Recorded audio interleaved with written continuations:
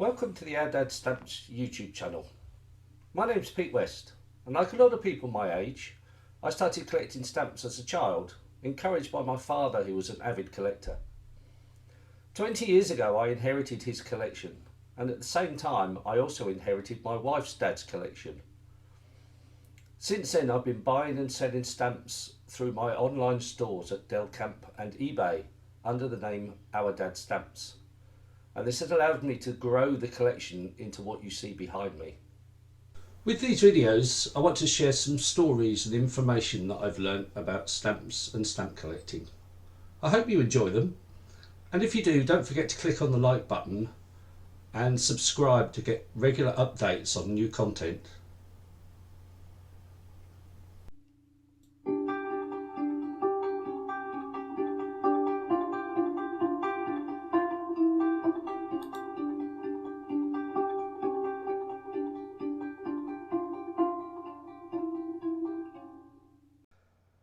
Well, hello again from Ourdadsstamps video podcast.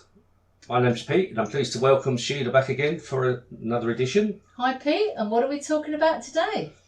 For today's podcast, I need to thank one of my listeners who suggested that I do a podcast about the catalogues, how to read the various catalogues. So we're going to be looking at the Stanley Gibbons British Commonwealth Specialised catalogue, and what all the numbers, figures, letters and everything means. So today's topic then was something that was suggested by one of the podcast listeners. Indeed, yes, which is very helpful. And if any of you listeners have any suggestions for future podcasts, please drop us a message in the comments and I'll see if I can accommodate them. I thought I'd look at the King George V Great Britain set. And the reason I've chosen that set is because it was produced in 1912 with one type of watermark, and then the same stamps were released again in 1924 with a different watermark paper. So there was quite a lot of information to take in, and we can look at the differences and how to spot them.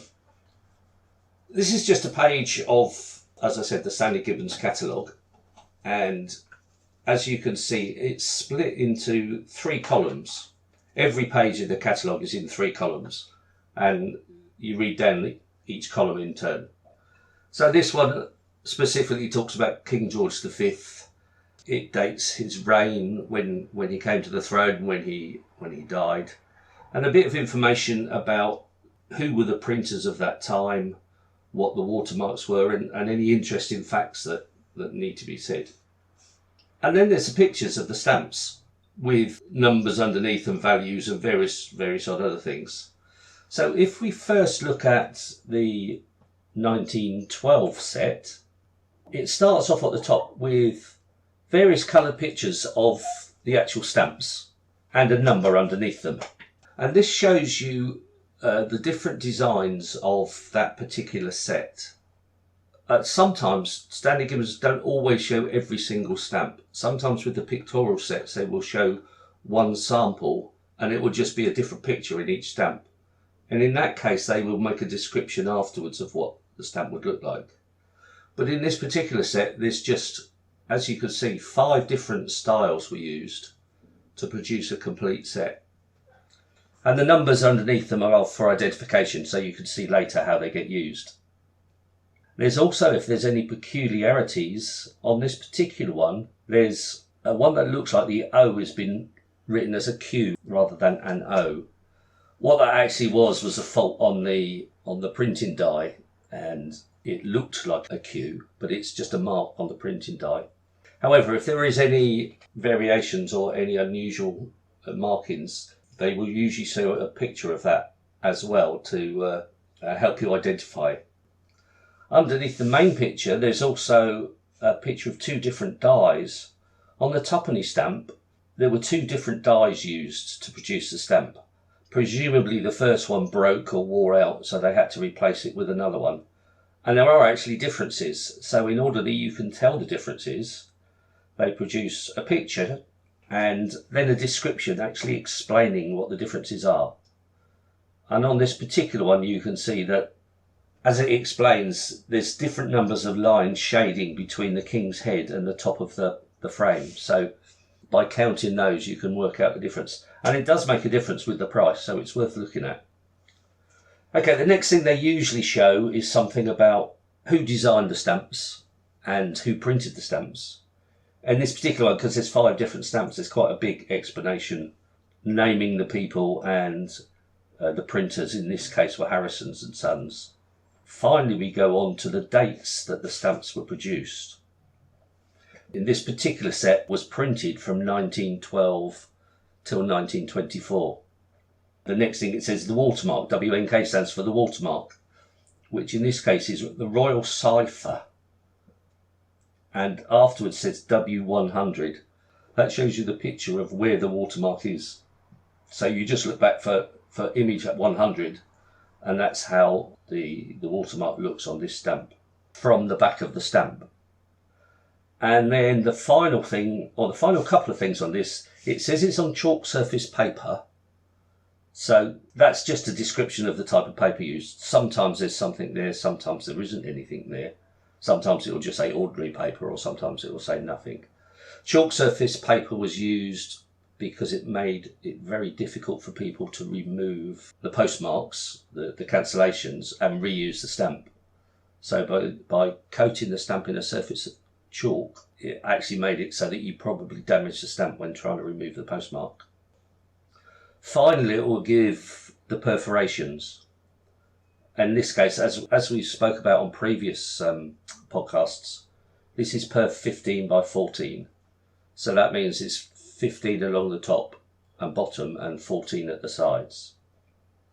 If there is variations of this, it will describe it later on in the details. When you get to the details of the stamp, you've got lots of numbers and letters, and we'll start off looking at the Hatley Green. It's a bit like a knitting pattern, isn't it? I don't know, I've never used a knitting pattern. No, I don't understand knitting patterns either, but it's all symbols, isn't it? Yeah, and it's understanding the symbols, and once you get used to it, it's very easy to read.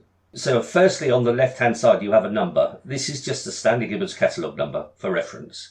So if you decided you want that stamp, you can walk into Stanley Gibbons and say, I want Great Britain stamp number 351, and they will get it straight out for you. It saves describing lots of descriptions and things. Then after that, in bold, it's got the number of the picture that stamp looks like. So the Hatley Green stamp is actually exactly the same design as the penny Hatley stamp, because it says number 105. And then it describes the stamp, in this case Hatley Green, and a date when that stamp was first produced. In this case, 16th of January 1913. So can I ask a question then? We're looking at the picture of 105. Yep. 105, we've got green, we've got bright green, deep green, yellow green, very yellow, cypress green, blue green. Yep. But that looks brown to me. That's because that's the penny Hatley stamp. This is just the Hatley stamps further down. You've then got the penny Hatley stamp that is in the brown. Oh, right. So 105 is the actual stamp, but then you've got the half penny and penny and a half. Penny Hatley, yeah. Penny Hatley. Right, okay, I'm with you. You forget what they used to be called in those days. Well, I'm not that old.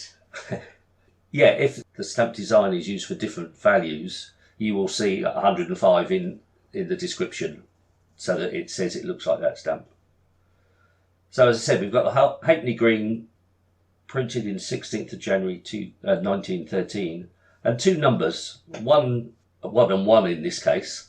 The first number is what Stanley Gibbons will charge you to buy one of these stamps in as near perfect condition as possible. Mint condition first column, used condition second column. So for the Hatley Green, the standard Hatley Green stamp, it will cost you £1 to buy it mint and also £1 to buy it used. Well, that makes no sense. As in, it's the same price. Whether it's a mint or a used. It's probably because by 1910, 1912, lots of people were collecting stamps. So lots of people went out and bought mint stamps and put them in their collection, as opposed to using them on postage. So you do sometimes get mint stamps that are the same price as used stamps. You sometimes get mint stamps that are cheaper than the used price, simply because it wasn't used very much in the post. People just bought them and kept them. So if we look down here, I mean, we've got the watermark reverse, £55 mint, 60 used. Am I right in how I'm reading this? You are indeed. This is my first look at this catalogue, so Yep, well done. hopefully I'm helping the beginners. So in this instance, the used is worth more than the, yes. What's the term called? Mint. Yes, that's right. right. That makes no sense. That sometimes happens, as I said, simply because it wasn't used very much in the post. Watermark reversed must have been because they put the paper in the printing upside down. Some of them, the watermark inverted stamps were, I believe, booklet stamps. So they were intended to be inverted, whereas the reverse one was a mistake, and that's generally why it's worth more, because it didn't happen very often. So in theory, I could take a photograph of this information on my phone, go into Stanley Gibbons in London, ask for number 351 105 halfpenny green, and I'm going to pay you £1 for it. That's exactly correct, yes. Do you know, I might do that. Test it out. Test out your theory. So the variations that you were talking about with the watermark inverted, the watermark reversed, you can see there's little letters alongside. The first one, A, there's a partial double print. Well, obviously that was a mistake, and that's going to be worth quite a lot of money. In this case, £18,000 if you can find one of those. That means if you wanted to buy that particular stamp, you would quote 351A to Stanley Gibbons, and they would pull out that stamp for you, as opposed to just 351. If you look up on that particular stamp as well, it's price of £18,000 for the mint. There's a blank space in the used. That means they don't know whether one exists or not. They don't have any, they can't quote you a price on it because they're not sure whether it actually exists in used condition. And underneath that, there is also one with 2 dashes. That's got exactly the same meaning. The stamp does exist, but they can't quote you a price in it because presumably they haven't got any. And then moving down, you've got, as I said, watermark inverted, watermark reversed, watermark inverted and reversed. It's surprising that the watermark inverted and reversed is less than the watermark reversed, but obviously there's more of those around, that's all. So what does this little cross mean? The little cross, if you go down to, which one is that? The half P very yellow cypress green. These are all the different shades that exist for that stamp. So you've got a bright green, a deep green, a yellow green, a very yellow cypress green, and a blue green. And I'll talk about the shades in a minute. But the cross means, as far as Stanley Gibbons know, that stamp doesn't exist.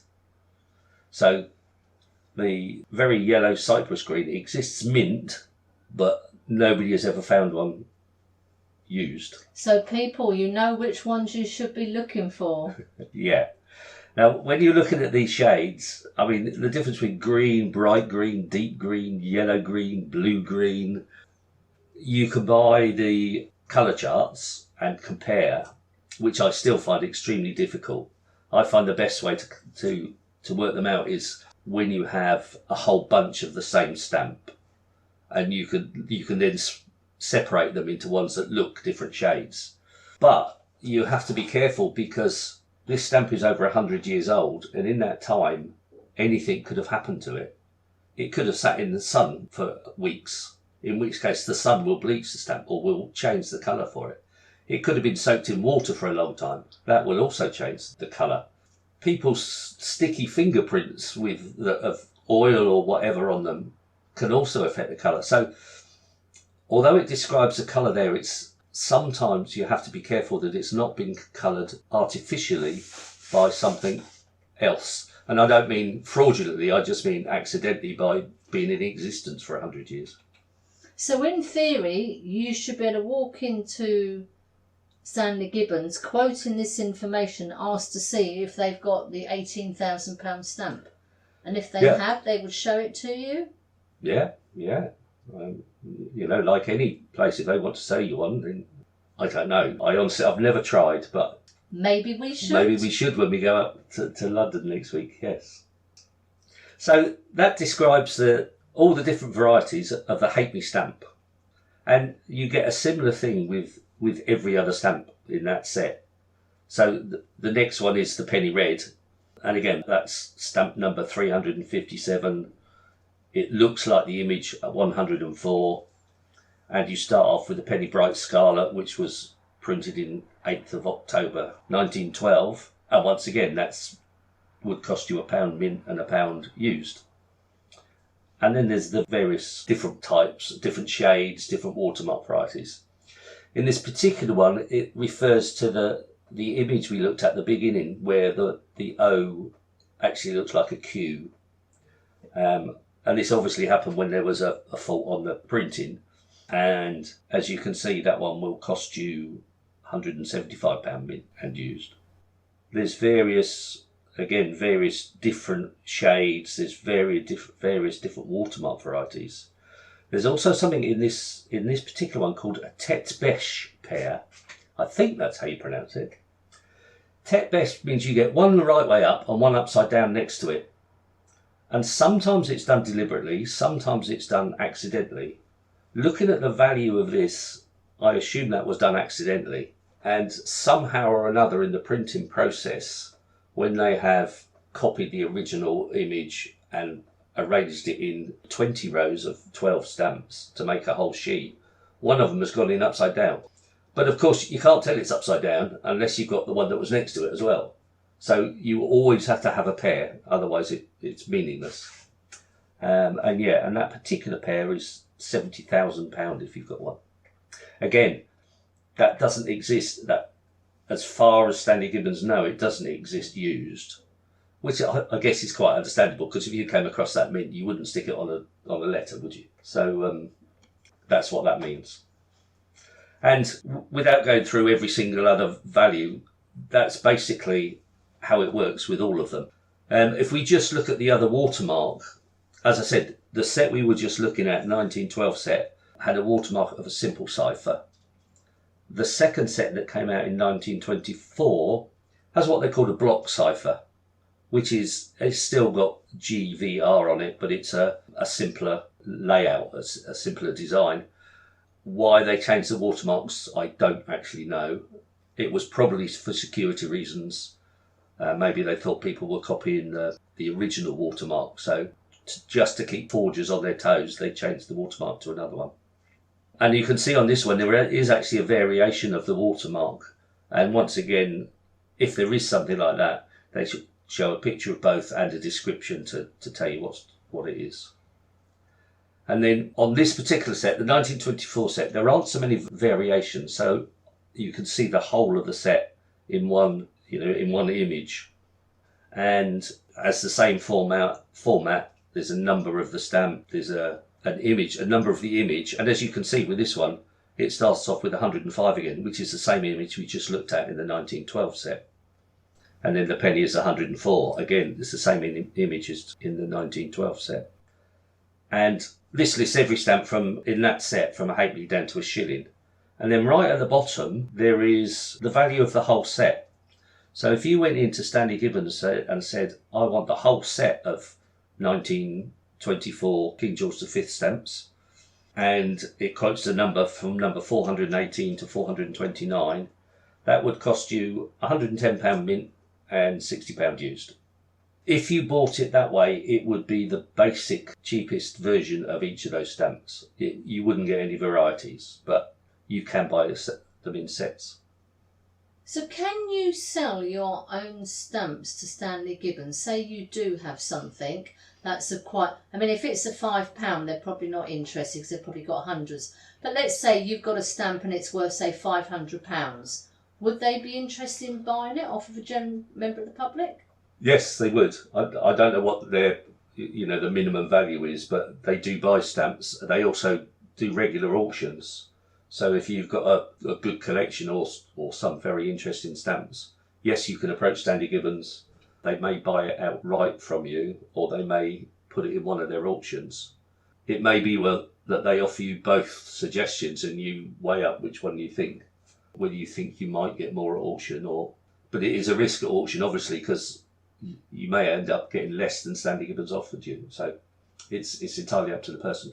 But yes, you can sell your stamps to Stanley Gibbons. So I hope that was helpful. I hope when you buy a catalogue, it makes a bit more sense to you now. As I said, this refers to the British Commonwealth Specialised catalogue, and Stanley Gibbons produce a lot of different specialised catalogues, and they all follow the same format. If you buy the simplified catalogue, there is nowhere near as much detail. All it shows you is a picture, one version of the stamp, and it will give you the cheapest version of that stamp.